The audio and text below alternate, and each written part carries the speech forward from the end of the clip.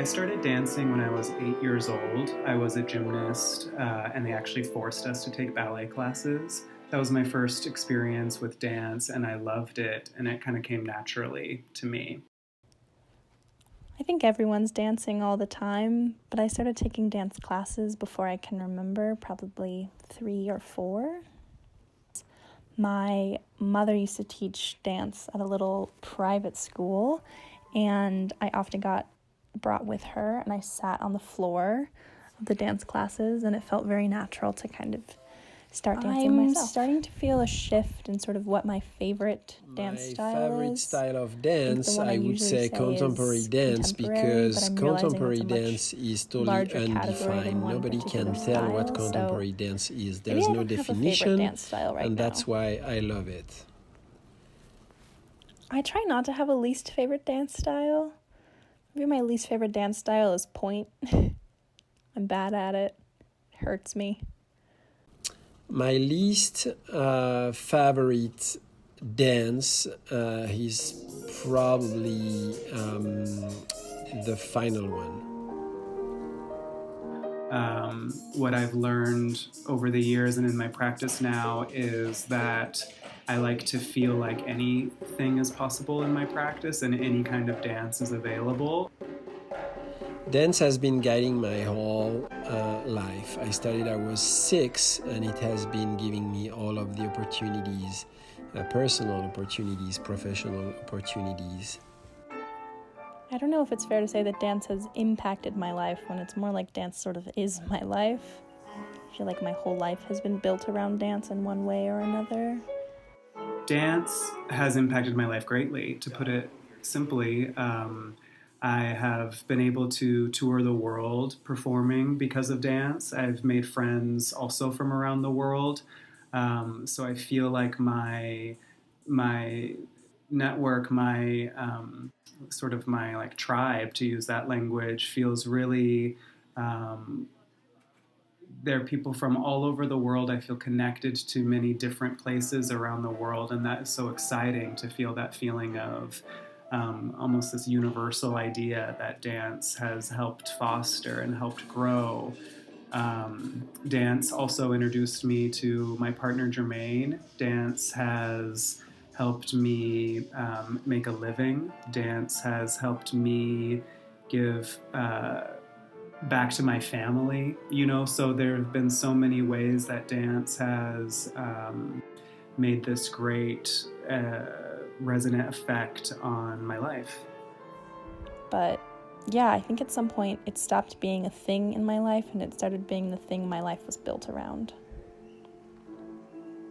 I used to dance, of course, every day. I would say, in a way, that I'm still dancing every day if we consider that walking is dancing, which is part of what Anna Teresa the Kersmaker is giving as a definition of dance.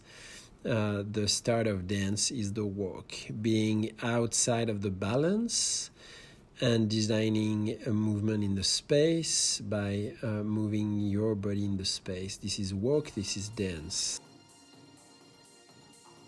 I dance every day. I don't take class every day, but I dance most days. I feel now, especially as I get older, that moving my body helps my body feel best. I love to perform. I love performing. It's my favorite part. I love to perform. I think that there is such a thrill in that vulnerability of being seen and allowing yourself to be seen and exchanging with an audience. I love to dance on stage the most, even if there's not an audience there. I also love to dance in the studio, but sometimes it feels a little boring. I can only go about 3 days without being able to dance until I slip into some kind of crazy depression, so not good when I can't dance. I'm always able to dance. You can even dance from the inside. That can be invisible from the outside, but inside of you, you're dancing. The biggest injury I've gotten all at once is I broke a toe one time while I was performing, But the most impactful injury I've ever had is the one I have right now. I had a very big injury in my back. I was at the Royal Swedish Ballet, and it really has been a kind of a turning moment in my life. To me, it feels like a reminder to pay attention to my body and to remember that my body is the ultimate teacher.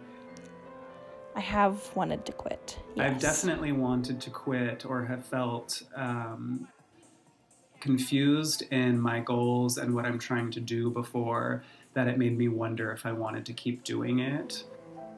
I have never been wanting to quit. I don't even remember when I really started.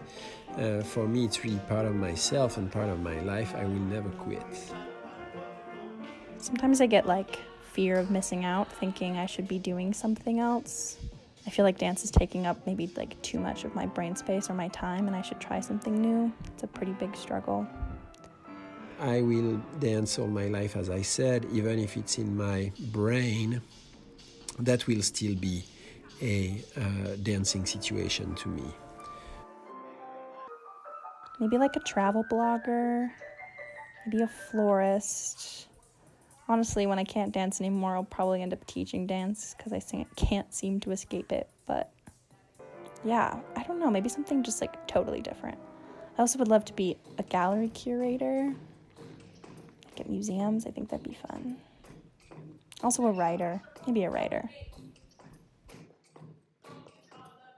The biggest struggle throughout my dance career has definitely been just the idea of trust, of self. But also, I think, not to make a cliche answer, I think sort of body dysmorphia has been hard, reminding myself that, you know, my body exists for more reasons than just dancing. Dancing tends to give you tunnel vision, and you start to think that if your body isn't perfect for dancing, your body isn't good for anything. That's hard. I think that you shouldn't have to make money with your job. I think that having to make money with your art form is the biggest lie of Europe, capitalism. I learned a lot about standards art of is more living, enjoyable right? when you don't have to use it to pay your bills. So not only tough, expected, but also what everybody should be able to count on. And what was so exciting to learn in Europe working there was that artists and freelance artists have just as much access to quality of life as like a banker or a teacher or the person who works at the coffee shop. All of those things were thought of as really getting the same kind of base level quality of life access. And so coming back to America after that time, that has been a struggle to it's also familiar because I grew up here, but dance, it's a struggle going to accept and collaborating with some different types of context that can generate a economy. Historically, dance has always been the poor one, and I think it has to stop. I think that if you work your dance with cinema, with technology, with different types of screens actually, with fashion, with many different types of practice and arts, you will be able to have a very articulated and cool career at the same time as being able to sustain and have a financial autonomy.